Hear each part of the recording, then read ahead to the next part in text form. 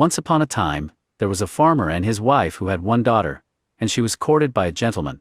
Every evening he used to come and see her, and stop to supper at the farmhouse, and the daughter used to be sent down into the cellar to draw the beer for supper. So one evening she had gone down to draw the beer, and she happened to look up at the ceiling while she was drawing, and she saw a mallet stuck in one of the beams. It must have been there a long time, but somehow or other she had never noticed it before, and she began a-thinking.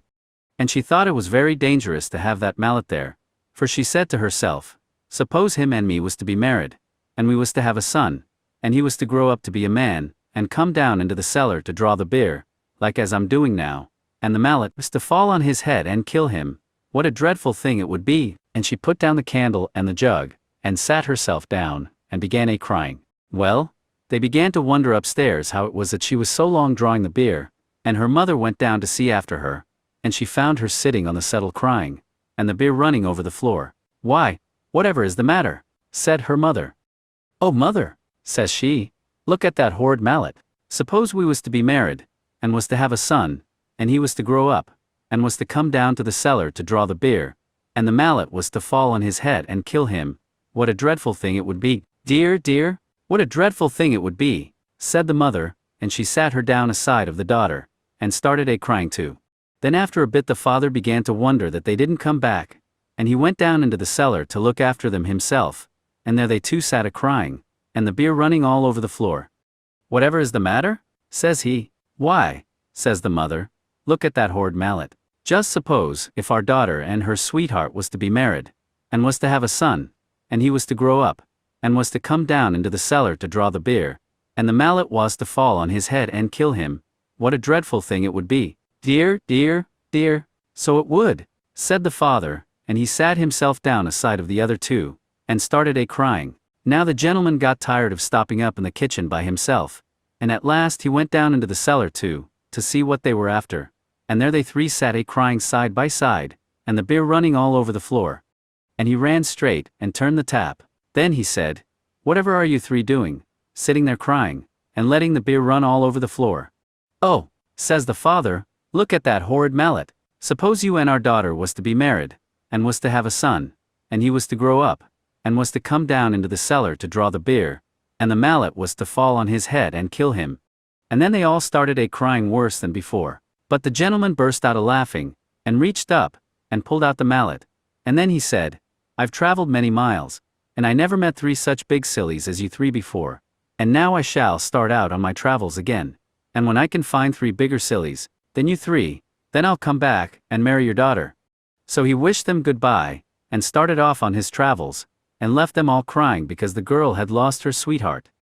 Well, he set out, and he traveled a long way, and at last he came to a woman's cottage that had some grass growing on the roof, and the woman was trying to get her cow to go up a ladder to the grass, and the poor thing durst not go. So the gentleman asked the woman what she was doing. Why, look, she said, look at all that beautiful grass. I'm going to get the cow onto the roof to eat it. She'll be quite safe, for I shall tie a string round her neck, and pass it down the chimney, and tie it to my wrist as I go about the house, so she can't fall off without my knowing it. Oh, you poor silly, said the gentleman, you should cut the grass, and throw it down to the cow. But the woman thought it was easier to get the cow up the ladder than to get the grass down, so she pushed her, and coaxed her, and got her up, and tied a string round her neck, and passed it down the chimney, and fastened it to her own wrist.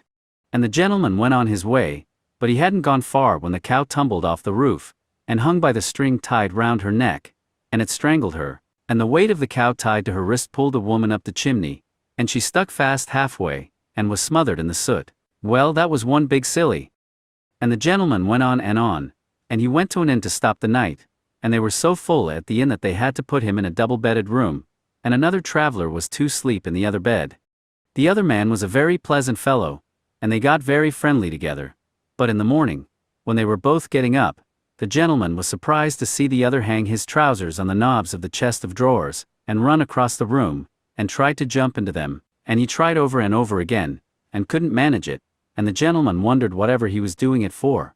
At last he stopped and wiped his face with his handkerchief. Oh dear, he says, I do think trousers are the most awkwardest kind of clothes that ever were. I can't think who could have invented such things. It takes me the best part of an hour to get into mine every morning, and I get so hot. How do you manage yours?" So the gentleman burst out a laughing, and showed him how to put them on, and he was very much obliged to him, and said he never should have thought of doing it that way. So that was another big silly.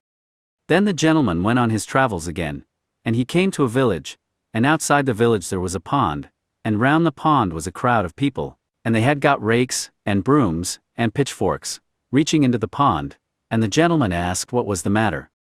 "Why, they say matter enough, Moon's tumbled into the pond, and we can't rake her out anyhow." So the gentleman burst out a-laughing, and told him to look up into the sky, and that it was only the shadow in the water, but they wouldn't listen to him, and abused him shamefully, and he got away as quick as he could. So there was a whole lot of sillies bigger than them 3 sillies at home. So the gentleman turned back home again, and married the farmer's daughter, and if they didn't live happy forever after, that's nothing to do with you or me.